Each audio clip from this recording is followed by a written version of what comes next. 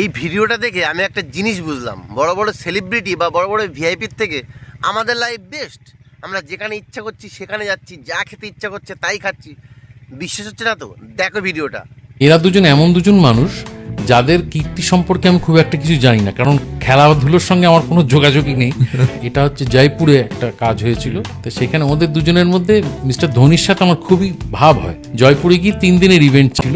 দ্বিতীয় দিনও সন্ধ্যেবেলা আমাদের শুটিং ছিল, সারা সকাল আমি বেরিয়েছিলাম একটা গাড়ি ভাড়া করে। এবার দ্বিতীয় দিন আমাকে ধোনি জিজ্ঞেস করলেন যে তুমি নাকি খুব বেড়াচ্ছ শুনলাম অর্গানাইজারের কাছে। আমি ভোরবেলা উঠে ব্রেকফাস্ট করে আমি গাড়ি নিয়ে বেরিয়ে যাই, হাওয়া মহল দেখি, আম্বার ফোর্ট দেখি, এটা ওটা রাস্তায় রাস্তায় ঘুরে বেড়াই, ডালবাটি চুরমা খাই। দেখলাম ওনার মুখটা না খুব করুণ হয়ে গেছে। আমার কি হয়েছে আপনার? বললাম আমি না কোনোদিন এগুলো দেখিনি, আর আমি চাইলেও দেখতে পারবো না, কারণ আজকে যদি আমি হাওয়া মহলে যাই আমাকে 1 মাস আগে গভর্নমেন্ট অফ ইন্ডিয়াকে জানাতে হবে।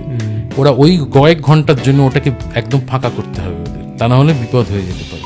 তখন আমি বুঝলাম যে খ্যাতির বিড়ম্বনা কাকে বলে। এবং তখন ওই জয়পুরের একটা বিখ্যাত মিষ্টির দোকান আছে, সেটা সম্পর্কে উনি আমায় বললেন যে কোন একটা উনি ফুড ব্লগে দেখেছেন ওই মিষ্টির দোকানটা সম্পর্কে। সেখানে বুঝতে পারছি ওনার যাওয়ার খুব ইচ্ছে, কিন্তু ওনার পক্ষে যাওয়া সম্ভব নয়।